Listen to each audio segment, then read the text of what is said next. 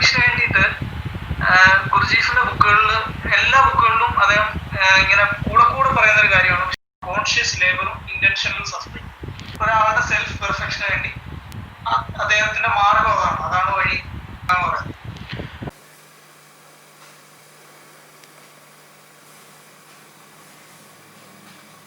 ഗുർജീഫിൻ്റെ കാഴ്ചപ്പാടിൽ ബഹുജനങ്ങൾ ഉറക്കത്തിലാണ്.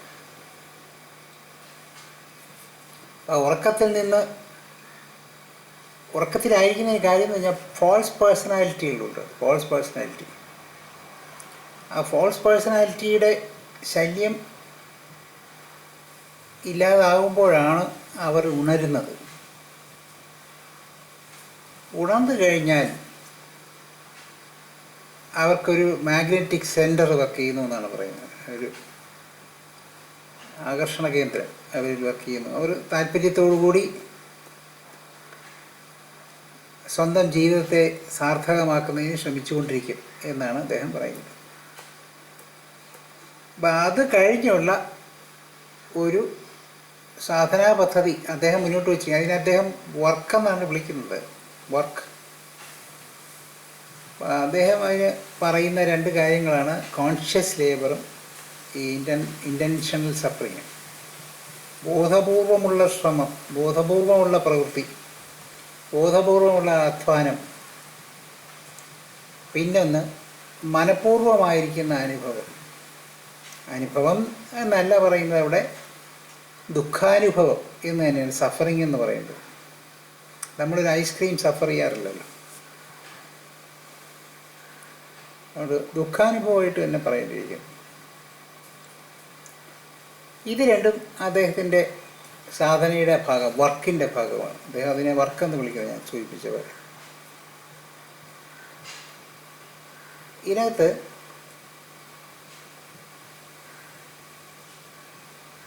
ഈ intentional suffering എന്ന് പറയുന്നത് ജൈന സമ്പ്രദായങ്ങളിലൊക്കെ കടന്നു വന്നിട്ടുണ്ട്. ജൈന സമ്പ്രദായത്തിൽ കടന്നു വന്നിട്ടുണ്ടെന്ന് പറഞ്ഞാൽ അത് കറക്റ്റായി ഉപയോഗിക്കപ്പെടുന്നു എന്നുള്ള അർത്ഥത്തിലല്ല ഞാൻ പറയുന്നത്. പലപ്പോഴും അത് വേറൊരു രീതിയിലായിരിക്കും ജനങ്ങൾ അതിനെ വ്യാഖ്യാനിച്ച് അനുഭവിക്കാൻ തുടങ്ങുമ്പോൾ കൊണ്ടുപോകുന്നത്. ശരീരത്തെ പരമാവധി പീഡിപ്പിക്കുന്ന തരത്തിലേക്ക് സാധനാ പദ്ധതികളെ ആസൂത്രണം ചെയ്യുന്ന രീതിയായിരിക്കും അവർ കാണുന്നത്. ജൈൻ ധ്യാനം ഒക്കെ നടത്തുന്നത് പഴയ തീർത്ഥങ്കന്മാരുടെ അല്ലെങ്കിൽ ധ്യാന കേന്ദ്രങ്ങളൊക്കെ തന്നെയും വളരെ പൊക്കത്തിലുള്ള ജലം കിട്ടാത്ത സ്ഥലങ്ങളിൽ, നല്ല ചൂടുള്ള സ്ഥലങ്ങളിലൊക്കെ നടത്താറുണ്ട്. എന്തുകൊണ്ടെന്ന് വെച്ചാൽ ശരീരത്തിന് സുഖമൊന്നും അവിടെ ഇല്ല. ഒരുവന് ധർമ്മനിഷ്ഠയോടുകൂടി, അതായത് ബോധം പ്രാപിക്കണമെന്നുള്ള അദമ്യമായ ആഗ്രഹം കൊണ്ട് മാത്രമാകണം ആ തപസ്സിൽ മുഴുകുന്നത്. അത് ശരിയായ തപസ്സായിട്ടാണ് അവർ കാണുന്നത്. അവിടെ മനഃപൂർവ്വം വേദനയെ, ദുഃഖാനുഭവത്തെ, അസ്വസ്ഥതയെ സ്വീകരിക്കുകയാണ്. അതുപോലെ തന്നെയാണ് ഈ ഇൻറ്റൻഷണൽ സഫറിങ് എന്നൊരു ഡോക്ട്രിൻ, അത്തരത്തിലൊരു തത്വം ഗുർജീഫ് മുന്നോട്ട് വച്ചിരിക്കുന്നതെന്ന് നമുക്ക് തോന്നാറുണ്ട്. പക്ഷെ അതല്ല, പൊതുവെ അങ്ങനെ ധരിക്കപ്പെടുന്നെങ്കിലും അതല്ല.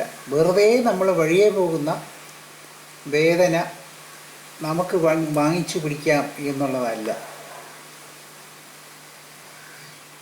അതിന് വേദന അനുഭവിക്കുന്നതിനായ 3 സ്റ്റെപ്പുകൾ, അതിനകത്ത് 3 പടികൾ ഉണ്ട്, 3 ഘട്ടങ്ങളുണ്ട്. ഒന്ന്, വേദനയെ സ്വാഗതം ചെയ്യുക. വേദനയെ സ്വാഗതം ചെയ്യുക എന്ന് പറഞ്ഞാൽ വേദന വരുന്ന സമയത്ത് വരെ കാത്തിരിക്കാതെ വേദനയെ സ്വാഗതം ചെയ്യുക. ഈ വേദനയെ സ്വാഗതം ചെയ്യുക എന്ന് പറഞ്ഞാൽ എന്താണ്? നമ്മളൊരു ഉദ്യോഗത്തിന് പ്രവേശിക്കുകയാണ്. ആ ഉദ്യോഗത്തിൽ ഒരുപാട് ബുദ്ധിമുട്ടുകളുണ്ട്. കടുപ്പക്കാരനായ ഒരു മേലധികാരി നമുക്കുണ്ട്. നാം അതിനെ ഒഴിവാക്കാൻ ശ്രമിക്കുന്നു. ഈ ഒഴിവാക്കാൻ ശ്രമിക്കാതിരിക്കുന്നതിനെയാണ് വേദനയെ സ്വാഗതം ചെയ്യാതെ എന്ന് ഞാൻ ഉദ്ദേശിക്കുന്നത്. അവിടെ വേദനയെ ഒഴിവാക്കുന്നതിന് പകരം ആ വരുന്ന വേദനയെ സ്വീകരിക്കാൻ തയ്യാറാകുന്നു. അപ്പോൾ അതുകൊണ്ട് എന്ത് ഗുണം? എന്നെങ്കിലും വരാനിരുന്ന ഒരു വേദന വരാനുള്ളതാണെങ്കിൽ തീർച്ചയായിട്ടും കർമ്മത്തിൻ്റെ ഫലമായിട്ട് എന്തെങ്കിലുമൊക്കെ വരേണ്ടതാണ്. പക്ഷേ അത് നേരത്തെ വരുത്തുക എന്നുള്ളതാണ്. അതാണ് ഇവിടെ welcoming the pain, welcoming the suffering എന്ന് ഞാൻ ഉദ്ദേശിച്ചത്. ഈ വെൽക്കമിങ് കഴിഞ്ഞു കഴിഞ്ഞാൽ അതിൻ്റെ അടുത്തത് എൻഡുറൻസാണ്. അതിൻ്റെ അനുഭവം, ആ വേദനയെ അനുഭവിക്കുക.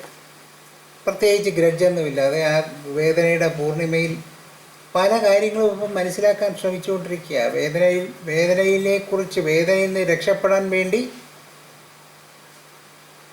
ശ്രമിച്ചുകൊണ്ടിരിക്കുന്നതിന് പകരം ആ വേദനയിലൂടെ ശ്രദ്ധയോടുകൂടി കടന്നു പോവുകയും അതുവഴി വേദനയിൽ നിന്ന് കിട്ടുന്ന പാഠങ്ങളെ ശ്രദ്ധിക്കുകയും ചെയ്യുക. മൂന്നാമത്തത് ലേണിംഗ് ഫ്രം ദ സഫറിങ്. പഠിക്കുന്ന കാര്യങ്ങൾ, ഈ അനുഭവത്തിലൂടെ പഠിച്ച കാര്യങ്ങൾ, വേദനയിൽ പഠിച്ച കാര്യങ്ങൾ ജീവിതത്തിൽ പകർത്താൻ ശ്രമിക്കുക. അതാണ് ഞാൻ ഇന്നൊരു ദിവസം രാവിലെ നടന്നപ്പോൾ ഇങ്ങനെ ഇയർഫോണിൽ കൂടി ഏതെങ്കിലും വീഡിയോ കേട്ടുകൊണ്ട് നടക്കുന്ന ഒരു ശീലമുണ്ട്. അപ്പോൾ പ്രശസ്തനായിരിക്കുന്ന ഒരു വ്യാപാരി, ഒരു ജുവലറും ഒക്കെയാണ്, പലതുമാണ് അദ്ദേഹം. ചലച്ചിത്ര നിർമ്മാതാവും ഒക്കെയാണ്, വിശ്വസ്ത സ്ഥാപനങ്ങൾ നടത്തിക്കൊണ്ടിരുന്ന ഒരാളാണ്.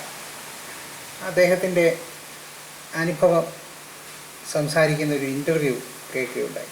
വളരെ സന്തോഷം തോന്നിയൊരു കാര്യമാണ്. അദ്ദേഹം ആ അനുഭവങ്ങളെയൊക്കെ, ആ സഫറിങ്ങിനെ അദ്ദേഹം സ്വീകരിച്ചു. രക്ഷപ്പെടാനുള്ള അദ്ദേഹം ആ ഇതിൽ നിന്ന് മാറാനുള്ള പല വഴികളും നോക്കി, പക്ഷെ പലതും നടന്നില്ല. പക്ഷേ ആരും തൻ്റെ കൂടെ ഇല്ല എന്ന് മനസ്സിലാക്കി, ആരും തന്നെ സഹായിക്കുന്നില്ല എന്ന് മനസ്സിലാക്കി. ആ ഒരു പാഠം മാത്രം പഠിപ്പിക്കാൻ എന്ന പോലെയായിരുന്നു ആ സഫറിങ് എന്ന് അദ്ദേഹത്തിന് തോന്നിയിരിക്കുന്നു. എന്തായാലും അദ്ദേഹം ആ സഫറിങ്ങിൽ നിന്നൊക്കെ മാറി അദ്ദേഹം ആ കർത്തവാവ് കഴിഞ്ഞ് പ്രകാശത്തേക്ക് തിരിച്ചു വന്നു. പുതിയ ജീവിതം കെട്ടിപ്പടുത്തുകൊണ്ടിരിക്കുമ്പോൾ അദ്ദേഹത്തിന് ഈ പാഠങ്ങൾ വളരെ പ്രയോജനകരമാണ്. അതാണ് ഞാൻ മനസ്സിലാക്കുന്നത്. അപ്പോൾ ആ പാഠം ഉൾക്കൊള്ളാനുള്ള കഴിവ്, ഇതാണ് മൂന്നാമത്തെ കാര്യം. അപ്പം welcoming the suffering, endurance of suffering and learning from the suffering. ഇങ്ങനെ 3 സ്റ്റേജുകൾ ഈ ഇൻറ്റൻഷണൽ സഫറിങ്ങിനുണ്ട്. അല്ലാതെ വെറുതെ നമ്മൾ എന്തെങ്കിലും ചെയ്യുക എന്നുള്ള രീതിയിൽ അല്ല ഇൻറ്റൻഷണൽ സഫറിങ് എന്ന് പറയുന്നത്. അപ്പം ഇത് നമ്മൾ നിത്യവും നോക്കുക. രാവിലെ മുതൽ വൈകുന്നേരം വരെ നമ്മൾ സൗകര്യാർത്ഥം എസ്കേപ്പ് ചെയ്തുകൊണ്ടിരിക്കുന്ന പല സിറ്റുവേഷനുകളിലും നമ്മൾ എന്ത് ചെയ്യുന്നു? Suffering is not welcomed. സഫറിങ്ങിനെ വെൽക്കം ചെയ്യുന്നില്ല, പകരം അതിൽ നിന്ന് രക്ഷപ്പെടുക. സഫറിങ് പ്രത്യേകം ശ്രദ്ധിച്ചു വേണം. സഫറിങ് വഴിയാണ് ബോധപ്രാപ്തി എന്നിവിടെ പറയുന്നതേ ഇല്ല. റുജീഫിൻ്റെ സഫറിങ്ങിനെ കുറിച്ച് ചോദിച്ചു, അതിനെക്കുറിച്ച് അഭിപ്രായം പറയുന്നു എന്നുള്ളതേ ഉള്ളൂ. അതുകൊണ്ട് നാളെ മുതൽ എങ്ങനെ സഫർ ചെയ്യാം എന്നുള്ളതല്ല നോക്കേണ്ടത്, അങ്ങനെയല്ല, തെറ്റിദ്ധരിക്കരുത്. അദ്ദേഹത്തെ ഫോളോ ചെയ്യുന്നവർക്ക് അത് മനസ്സിലാക്കുക എന്നുള്ളതേ ഉള്ളൂ. അപ്പോൾ സഫറിങ് എന്ന് പറയുന്നതിനകത്തുള്ള ഗുണം എന്താണെന്ന് വെച്ചാൽ, താക്കോലിട്ട് വലത്തോട്ട് തുറക്കുകയാണെങ്കിൽ തുറക്കും, ഇടത്തോട്ട് പൂട്ടുകയാണെങ്കിൽ പൂട്ടും എന്ന് പറഞ്ഞ പോലെ ഈ മൈൻഡ് സഫറിങ്ങിൽ കൂടെ മോചിതമാവുന്നു. പ്ലഷറിൽ കൂടി അത് ബൗണ്ടും ആവുന്നു, കെട്ടപ്പെടുന്നു, അത് തുറക്കപ്പെടുന്നു.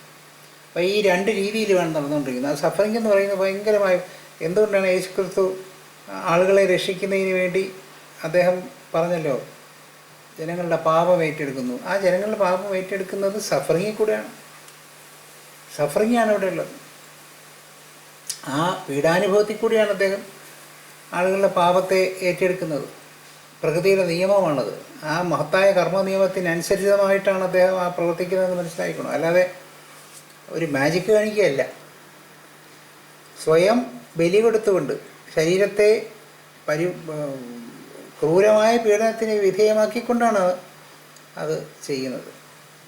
നമ്മുടെ ഈ ജൈന സങ്കല്പങ്ങളിലൊക്കെ ഉണ്ടായിരിക്കുന്ന പിന്നെ ഒരു സങ്കല്പത്തിൻ്റെ മൂർത്തിമദ്ഭാവമായിട്ടാണ് ഞാൻ ക്രിസ്തുദേവൻ്റെ പീഡാനുഭവത്തെ ഞാൻ കാണുന്നത് വ്യക്തിപരമായിട്ട്. അതിന് തയ്യാറായിരിക്കുന്നു എന്നുള്ളതാണ്. അതിവിടെ അങ്ങനെയല്ല, ഇവിടെ വളരെ കുറവാണ്, ഞാൻ അതിലേക്കൊന്നും പോകുന്നില്ല. അപ്പോൾ ഈ പീഡാനുഭവം സഫറിങ് ഉള്ളതുകൊണ്ടാണ്. സഫറിങ് ഇൻറ്റൻഷനലായിട്ട് നമ്മൾ നേടുമ്പോൾ നമ്മളതിൽ പഠിക്കാനുള്ളത് പഠിക്കാതെ പോകുന്നില്ല, പഠിക്കുന്നു. അപ്പോൾ നിത്യവും നമ്മൾ നോക്കിക്കൊള്ളുക, ഓരോ കാര്യങ്ങൾ വരുമ്പോഴും അനുഭവങ്ങൾ വരുന്നതിനെ നമ്മൾ പഠിക്കാൻ ശ്രമിക്കുക, അനുഭവങ്ങൾ ഉണ്ടാക്കുന്ന പാഠങ്ങൾ തരുന്ന അനുഭവങ്ങളെ നമ്മൾ സ്വാഗതം ചെയ്യുക, അവയിൽ നിന്ന് പഠിച്ചത് നമ്മൾ പ്രയോഗത്തിലും വരുത്തുക. അതും കൂടെ വേണം. വീണ്ടും വീണ്ടും പഠിച്ചുകൊണ്ടിരിക്കരുത്.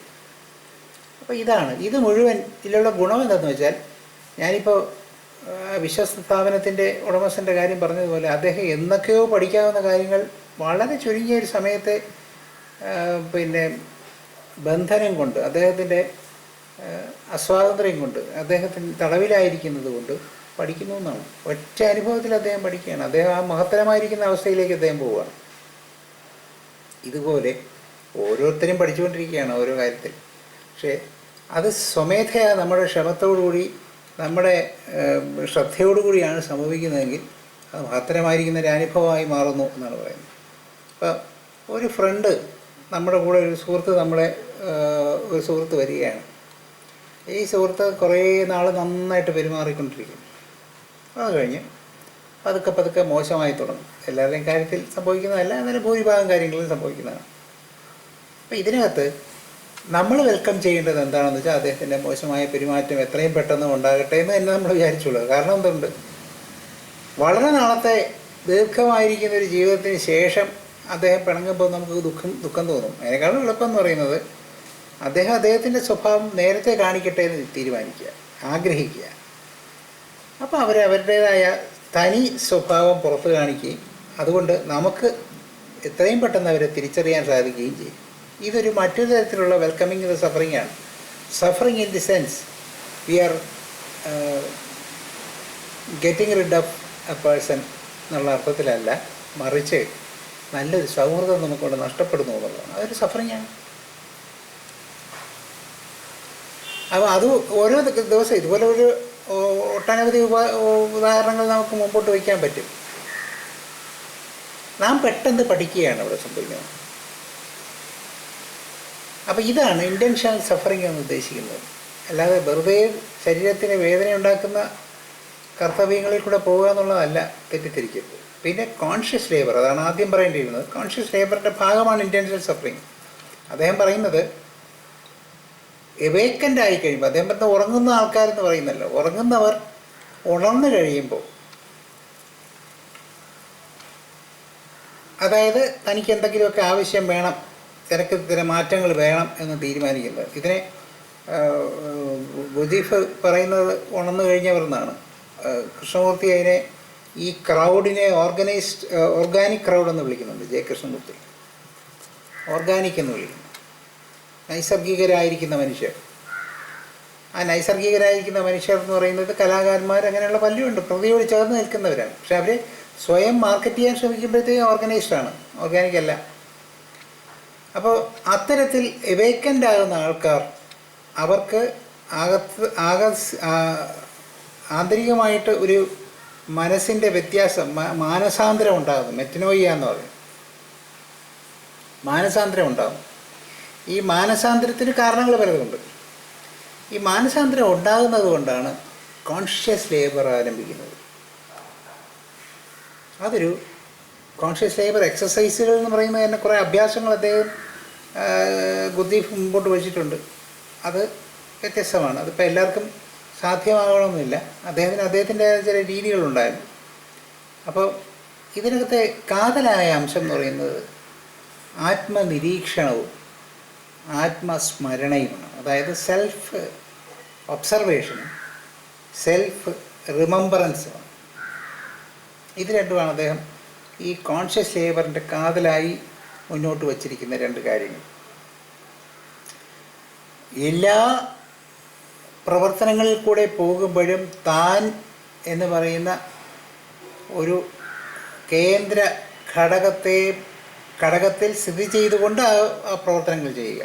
എന്ത് കാര്യമായിരുന്നാലും തന്നെ സ്മരിച്ചുകൊണ്ടിരിക്കുക എന്നുള്ളതാണ്. അപ്പോൾ ഇതിന് അന്നത്തെ മനഃശാസ്ത്രജ്ഞന്മാരുടെ ഇടയിൽ ദുഃഖാനുഭവങ്ങൾ, ഭയം മുതലായവ കൊണ്ട് സ്മരണ ഉണ്ടാകും എന്നൊക്കെ ഒരു വിശ്വാസമുണ്ട്. നമ്മളതിനുമായിട്ടൊന്നും ചേർന്ന് പോകാൻ ഭാരതീയമായിരിക്കുന്ന മാനസിക സ്ഥിതിയുള്ളവർക്ക് പറ്റണമെന്നില്ല. കാരണം ഭയമല്ല ഇവിടെ ആത്മീയതയുടെ അടിസ്ഥാനമായ ഘടകം. വിദേശ സംസ്കൃതികളെ അടിസ്ഥാനപ്പെടുത്തി ആത്മീയ അന്വേഷണം ഭയത്തിൻ്റെ ഭാഗമായിട്ട് തുടങ്ങുന്നത് നമ്മുടെ ഒരു ശീലമായിട്ടുണ്ടായിരിക്കും, അത് വേറെ കാര്യം. പക്ഷേ ഇതുമായിട്ട് ചേർന്ന് പോകും.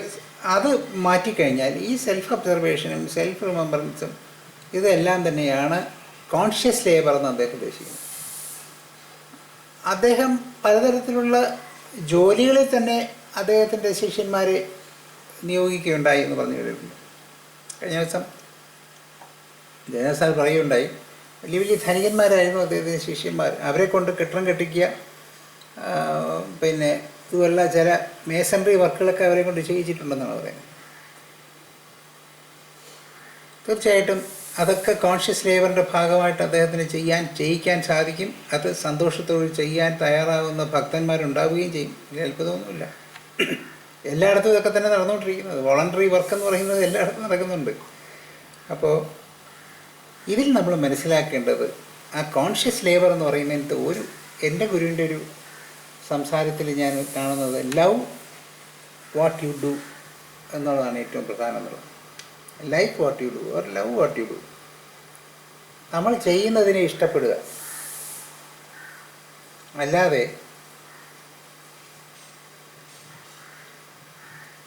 ഡൂയിങ് വാട്ട് യു ലൈക്ക് എന്നുള്ളതല്ല നമ്മൾ നോക്കേണ്ടത്. അതായത് നമുക്ക് ഇഷ്ടമുള്ള കാര്യങ്ങൾ ചെയ്യാതിരിക്കുക. നമുക്കിഷ്ടമുള്ള കാര്യങ്ങൾ ചെയ്യാൻ എല്ലാവർക്കും സാധ്യമാണ്. പക്ഷെ നമുക്ക് ചെയ്യാൻ പറ്റുന്നത് ഇഷ്ടപ്പെടുക എന്നുള്ളതാണ്. ഒരു ജോലി കിട്ടി, അത് ഇഷ്ടപ്പെടുക. എനിക്ക് ജോലി കളക്ടറായിട്ടിരിക്കുന്നതാണ് ഇഷ്ടം എന്ന് പറഞ്ഞാൽ കളക്ടറായാലേ പറ്റുള്ളൂ എന്ന് പറഞ്ഞിട്ട് കാര്യമില്ല എന്നാണ്. അപ്പം അതാണ് ഒന്നാമത്തെ കോൺഷ്യസ് ലേബറിൻ്റെ തുടക്കം എന്നാണ് എനിക്ക് തോന്നുന്നത്.